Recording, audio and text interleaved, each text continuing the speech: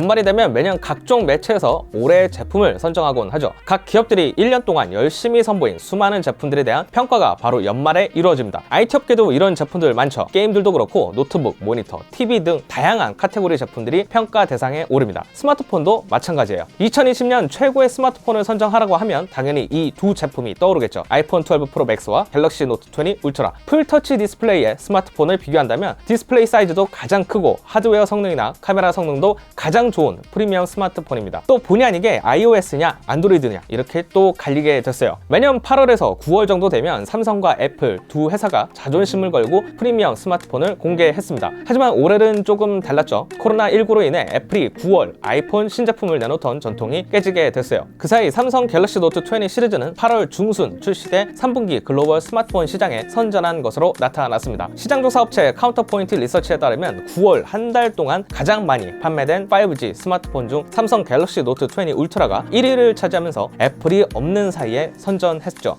이후 10월 아이폰 12가 공개됐습니다. 총 4가지 라인업으로 출시된 아이폰 12는 국내에 지난달 20일 아이폰 12 미니와 그리고 프로 맥스가 출시되면서 국내 소비자들이 삼성과 애플 두 제품을 놓고 제대로 판단할 수 있게 됐어요. 오늘 저희가 연말을 맞아 아이폰 12 프로 맥스, 갤럭시 노트 20 울트라, iOS와 안드로이드 진영을 대표하는 두 스마트폰을 놓고 카메라 성능을 비교 테스트해보려고 합니다. 하드웨어 성능이나 운영체제로 스마트폰을 비교해 구매하는 건 이제 옛말이죠. 이 두 녀석들 카메라 성능이 어떤지 저와 함께 확인해 보시죠.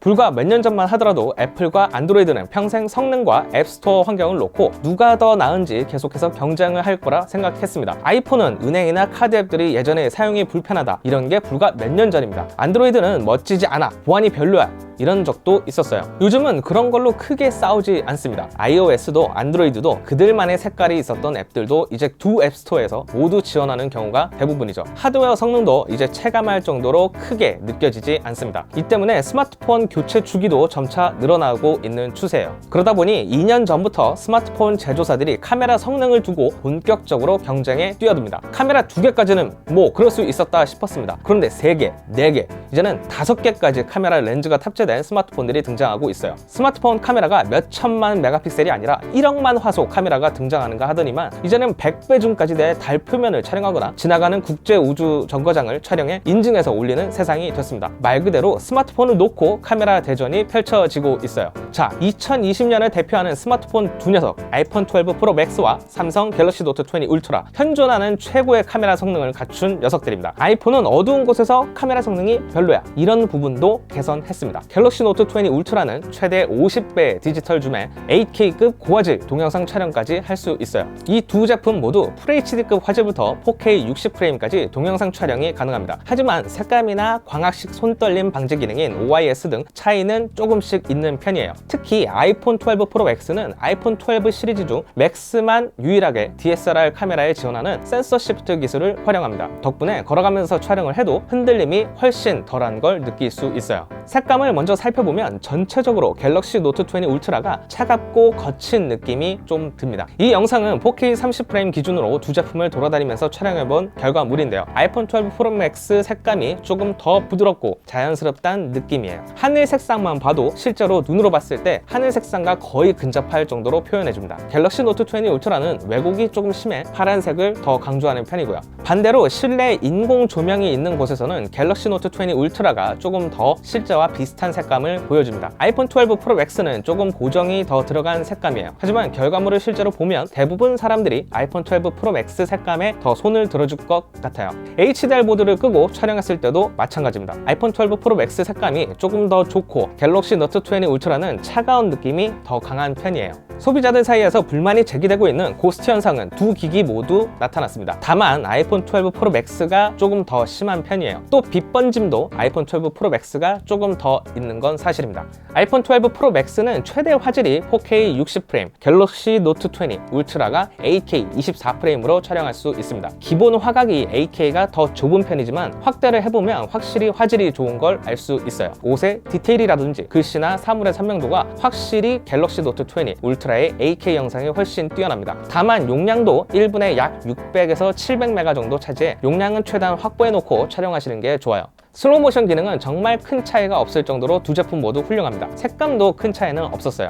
다만 야간 영상 촬영은 조금 달랐어요. 아이폰 12 프로 맥스는 돌비 비전을 활용한 HDR 촬영이 가능한데요. 4K의 60프레임 환경에서 HDR 영상 촬영이 가능합니다. 갤럭시 노트 20 울트라의 경우 HDR 10 플러스 기능을 사용할 수 있는데요. 다만 이 기능은 4K 30프레임에서 이용할 수 있습니다. 두 기기 모두 4K 30프레임으로 HDR 기능을 활성화한 다음 촬영 결과물을 확인해보면 전체적으로 아이폰 12 프로 맥스 영상이 더 깔끔하고 노이즈가 적은 걸 확인할 수 있었습니다. 또 너무 밝아 선명도도 많이 떨어지고요. 야간에 해가 지는 모습을 장시간 촬영해봤는데요. 밤이 됐을 때 하늘의 모습은 갤럭시 노트 20 울트라가 사실적으로 묘사해주고 있긴 하지만 노이즈가 조금 심한 편입니다. 개인적으로 밤 같지 않아 너무 밝다는 느낌이 들어 아이폰 영상이 이질감이 더 있었고요. 바로 보이는 나무 색상도 사실적으로 갈색에 가깝게 표현해주는 건 갤럭시 노트 20 울트라였습니다. 하지만 전체적으로 영상을 보면 아이폰 12 프로 맥스가 더 나아 보이는 건 왜일까요? 아이폰 12 프로 맥스는 고화질로 설정했을 때 사진 촬영 시 최대 줌이 12배, 갤럭시 노트 20 울트라가 1억 800만 화소를 기준으로 6배로 차이가 조금 있습니다. 다만 1억만 화소를 포기한다면 최대 50배 디지털 줌을 사용해 사진 촬영을 할 수 있는 건 장점이에요.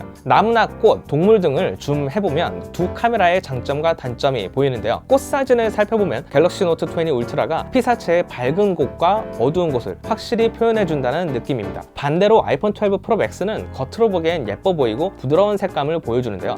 대신 더 선명하게 사진을 촬영해주는 장점도 있습니다. 전체적으로 색감이 다양하진 않지만 더 깊이 있게 표현해주는 거는 아이폰인 것 같아요. 야간 사진 촬영도 아이폰 12 프로 맥스로 오면서 저조도 환경에 화질 개선이 눈에 띄게 향상됐습니다. 전작 대비 성능이 87% 어두운 곳에서 더 빠르게 처리하고 좋은 결과값을 보여준다는 게 애플의 설명인데요.